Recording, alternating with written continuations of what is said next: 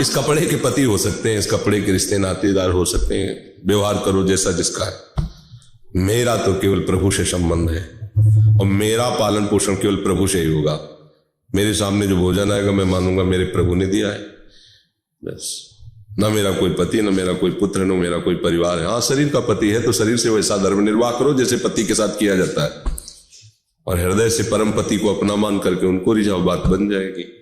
झगड़ा अज्ञान की वृत्ति से होता है, भक्ति की वृत्ति कहीं झगड़ा नहीं कराती, कहीं भी नहीं। भक्ति बहुत विवेकपूर्ण होती है, कहीं भक्त झगड़ा करते नहीं मिलेगा। जहां झगड़ा हो रहा है वहां ज्ञान है, भक्ति नहीं है, क्योंकि भक्त विवेकवान होता है। बस झगड़ा अगर हुआ तो फिर क्या भक्ति, क्या भजन।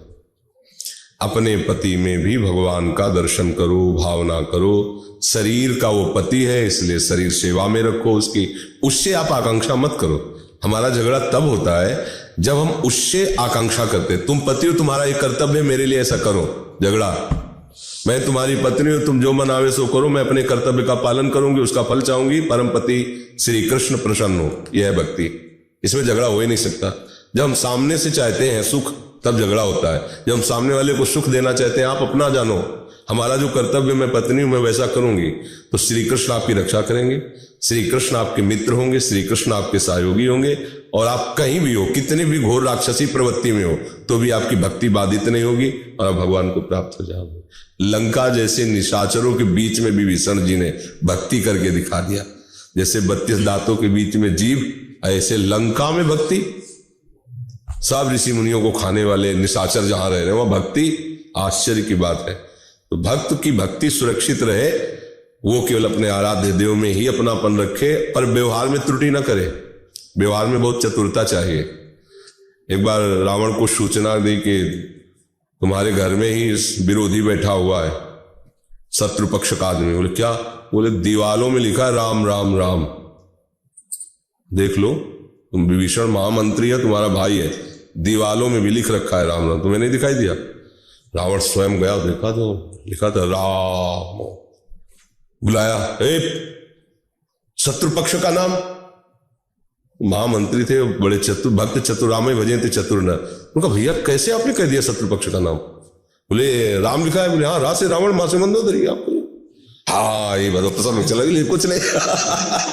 भक्त इतना चतुर होता है, विवेकवान होता है, कोई झगड़ा नहीं करता। देखो लात मारा फिर भी झगड़ा नहीं किया, यही कहा तुम पितु सरिष भले मुझे मारा, राम भजे हित नाथ। ठीक है, मैं जा रहा हूं प्रभु के पास, झगड़ा नहीं, तुम्हारा हित हो, तुम्हारा मंगल हो, प्रभु का भजन करने से तुम्हारा मंगल होगा। ठीक है, कोई बात नहीं, हम जा रहे हैं, प्रभु की शरण में जा रहे हैं। ऐसा अगर आप पति पुत्र परिवार आदि झगड़ा के हम बहुत भक्ति, तो भक्ति नहीं दिखावा है।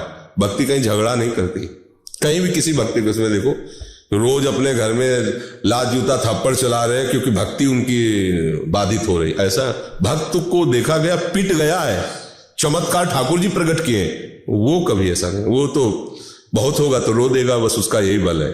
गाली देना, मारना, पीटना, ये सब करना भक्तों के जीवन में नहीं पाया गया।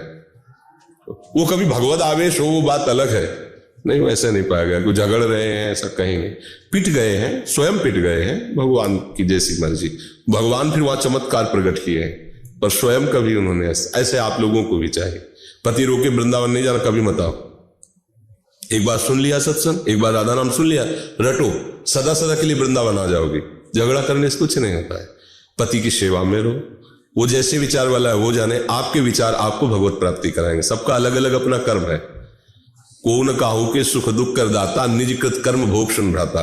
कहे तो बहुत दुष्ट है, नीच है, तो तुम्हारे कर्म ऐसे रहे जो तुम्हें ऐसा पति मिला है, तुम्हारी कर्म। को न काहू के सुख दुख कर दाता, निज कृत कर्म भोग सुन भ्राता। अब बिगाड़ लोगे तो आगे बिगड़ जाएगा।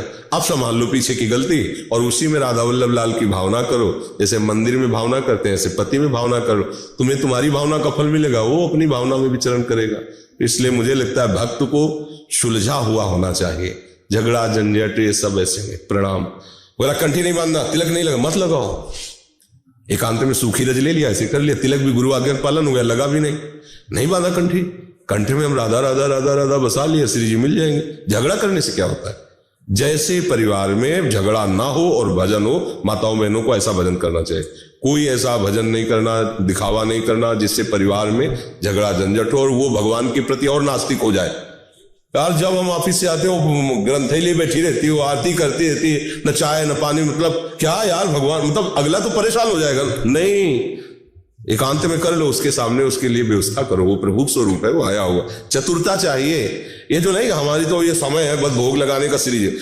पति भूखा बैठा है, ऑफिस से आया है, वो कह रहा है एक गिलास जल, नहीं हमारे ठाकुर के भोग का समय है, अभी जान ही नहीं पाए कि ठाकुर है क्या। अरे सब में वो बैठा हुआ है, अपने जो सिंहासन में बैठे हैं तो इतने प्यासे नहीं है, वो प्यासा है, जल लिया, ठाकुर जी को दिखाया, हाँ वो अपने काम में लगा, मौसम समय मिला निकल गए एकांत में, अपने ठाकुर की चुपचाप सेवा करे। ऐसे कभी विरोध नहीं होगा। और आप पलथी मार के बैठ गई, माला लेकर, वो तो यार ऑफिस के लिए बार बार सोच रहा है यार, न टिफिन लगा न कुछ लगा, या क्या है वृंदावन गई पागल हो गई, हमारी पूरी दिनचर्या सब, तो ऐसे गुरु को भी गाली मिलेगी और आपको भी झगड़ा मिलेगा, इसलिए सावधान।